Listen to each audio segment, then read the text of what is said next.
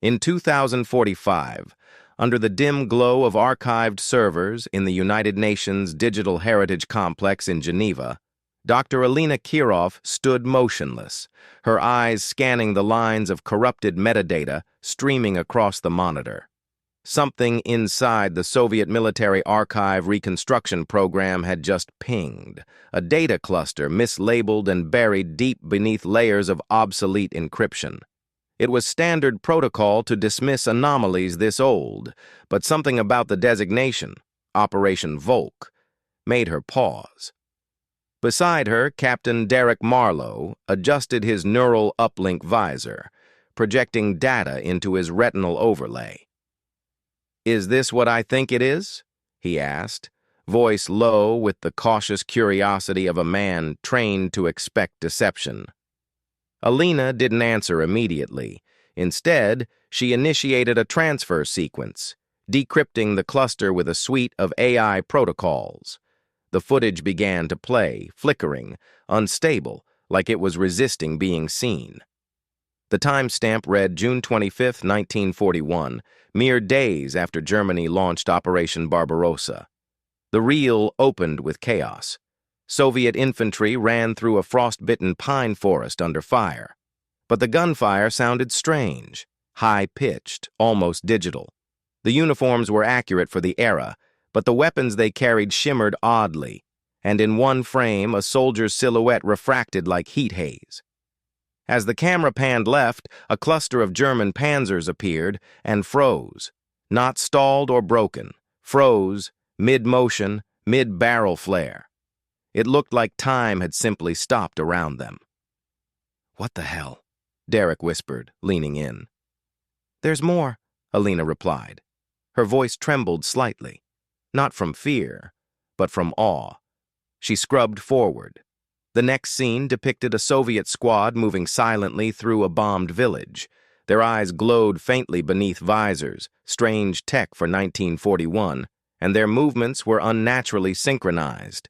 One turned to the cameraman and spoke in perfect modern Russian. "It's awake. We're too late." They froze the frame.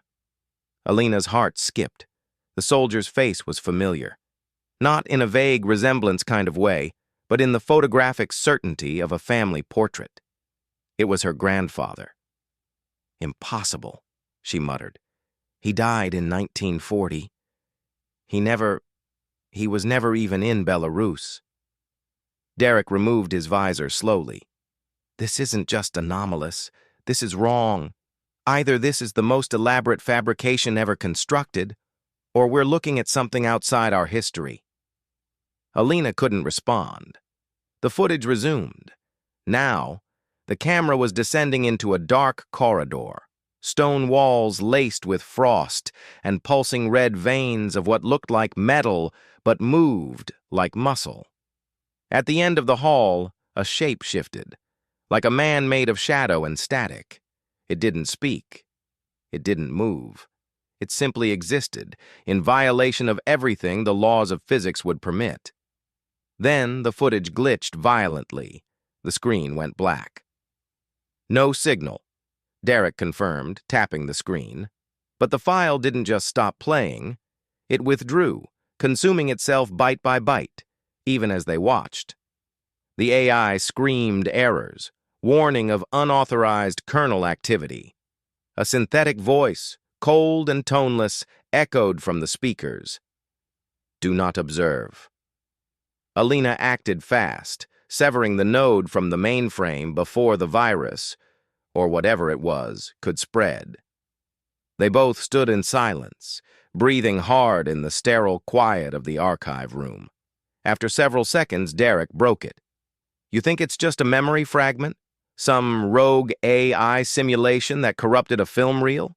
"No," Alina said, her voice tight. "That wasn't a simulation. That was real. Somehow we've uncovered something that was meant to stay buried."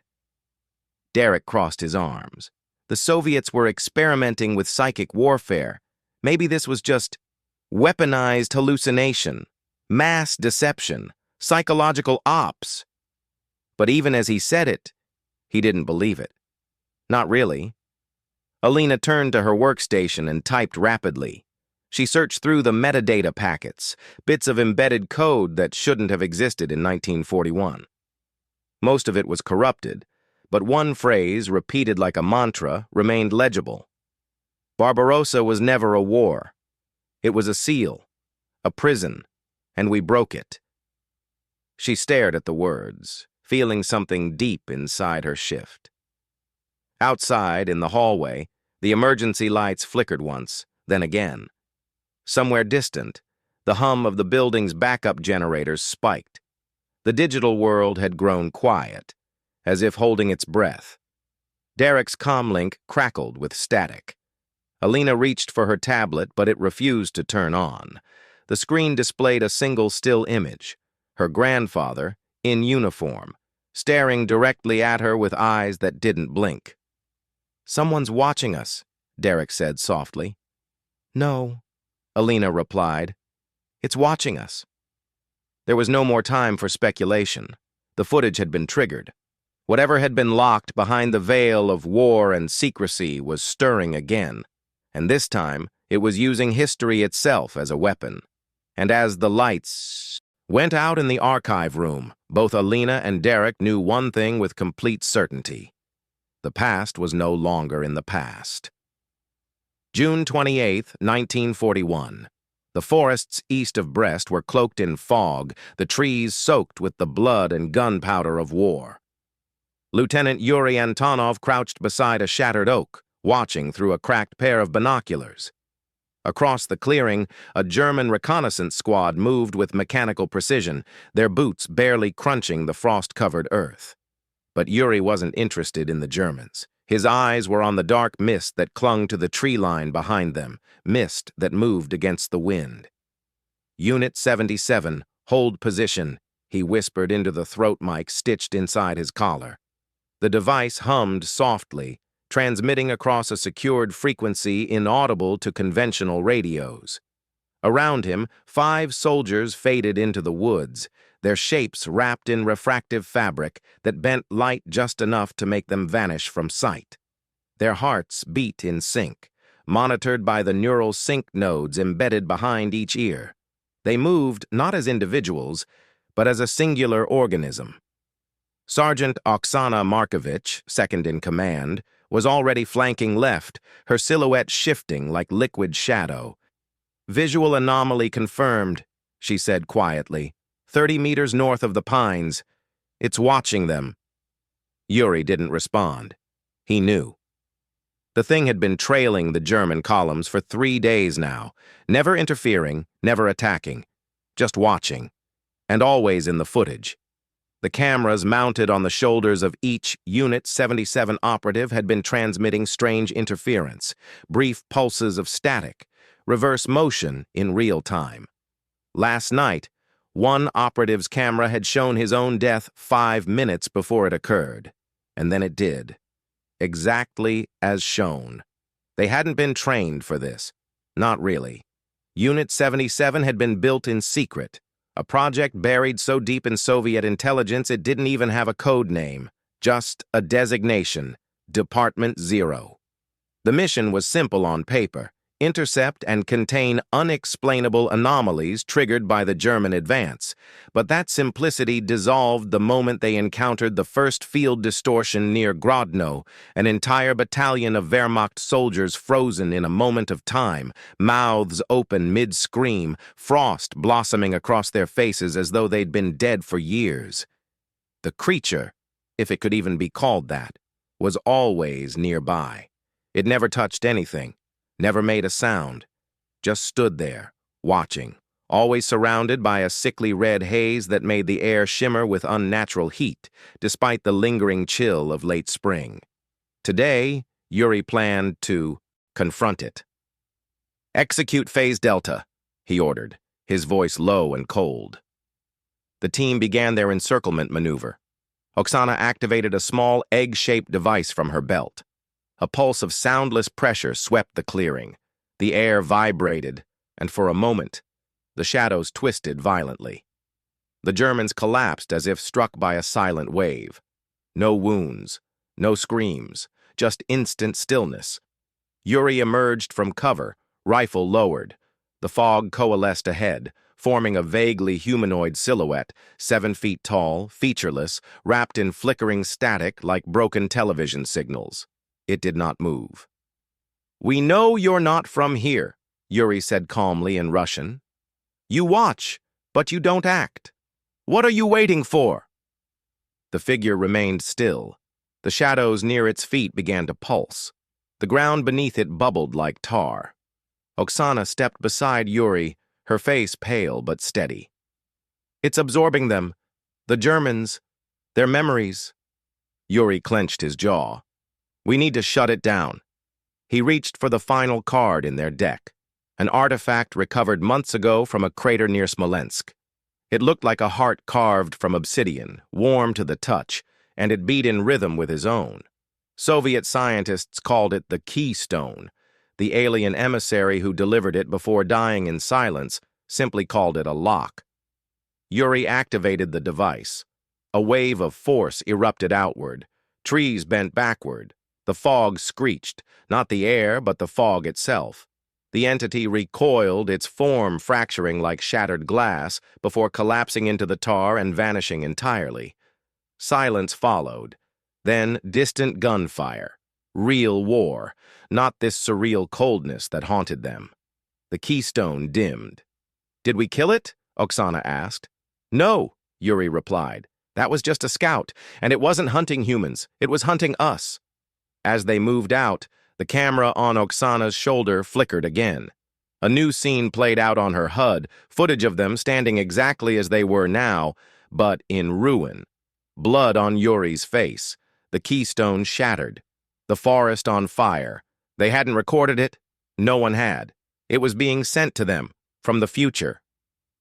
The sky above Minsk was the color of rusted steel, roiling with clouds that moved like living things. Yuri Antonov stood on the rooftop of a half-demolished factory, wind tugging at the collar of his tattered greatcoat. The Keystone, now visibly cracked and leaking tendrils of amber light, pulsed against his chest like a dying star. He hadn't slept in 30 hours. The visions were coming more frequently now, splinters of the future, flickering in the corners of his mind like half-remembered dreams. Always the same ending: fire, static, and silence. Oksana knelt beside a blown-out window, peering through a scope mounted to her hybrid rifle. Her lips were tight, her expression carved from the same granite that had once built monuments. Movement on the south flank. 2 figures. Not human. "Confirmed?" Yuri asked, his voice a low rasp. "They're not casting shadows," she said. "And they're twitching." He tapped the neural band behind his ear, syncing the entire team. 4 surviving members remained from the original Unit 77, ghosts in a war that no longer made sense. Germany had pulled back in some sectors, but not out of fear of Soviet strength. The Wehrmacht had lost contact with entire divisions.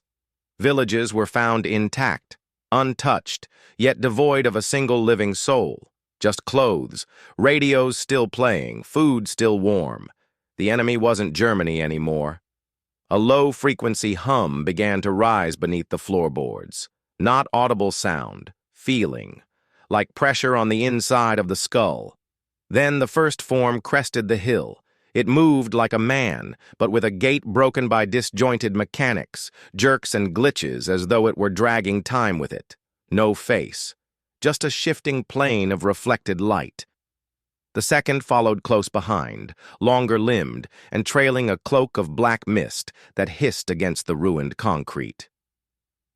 "They're broadcasting a data field," Oksana whispered. "Our implants are picking up noise. They're trying to rewrite us." Yuri could feel it, memories distorting. His childhood home now stood on a beach he'd never seen. His mother's voice sounded like a radio transmission. His name blinked in and out of his mind, replaced by strings of numbers. "Stabilize with anchor protocol," he barked. "Full resistance pattern. Engage if they cross the perimeter." Around them, the team activated synchronized resistance loops, custom neural code written in the early days of the invasion. It didn't protect memories completely, but it slowed the infection, kept identities intact, for now. The two figures paused just short of the factory fence, as though tasting the air. Then, in perfect unison, they turned their heads toward Yuri and screamed. It wasn't sound. It was a command, transmitted through the air like a virus, like raw thought. The fabric of space near them bent, the fence liquefying in places as heatless. Fire licked upward from the gravel. Behind Yuri, a radio burst to life with static Morse code. "We are you!" Yuri raised the keystone. Light burst forth, white and furious, tearing a hole through the sky itself. The two creatures shrieked and fell back, but not in pain, in restraint. As if they were not meant to cross that barrier yet. As if something was holding them back. "They're testing limits," he muttered. "Not attacking. Probing. Learning how far they can go before breaking us." The keystone dimmed. The figures retreated into the swirling fog, their outlines unraveling like thread pulled from a wound. For a moment, the world was still. Then a new voice entered the channel. Deep, female, and not human. "You are not the first iteration. You are the last." Everyone froze. Oksana glanced up, her expression hard but brittle.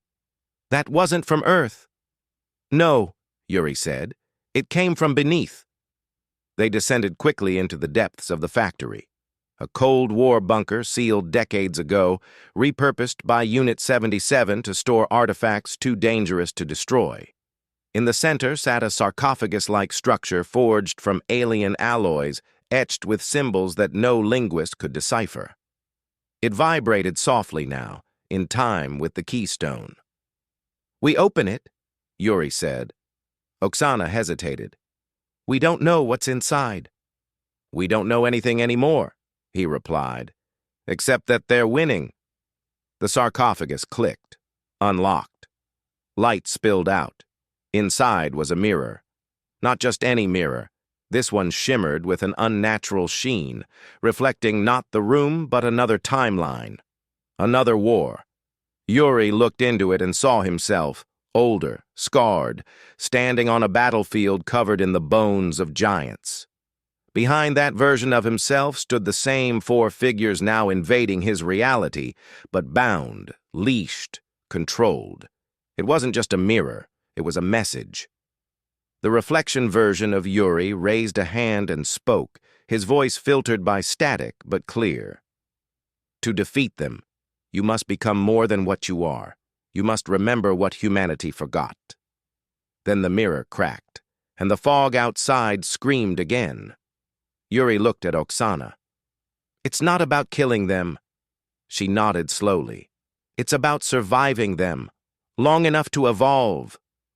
And then the factory roof shook with the sound of thunder, but no storm followed. Just the echo of a new war already beginning.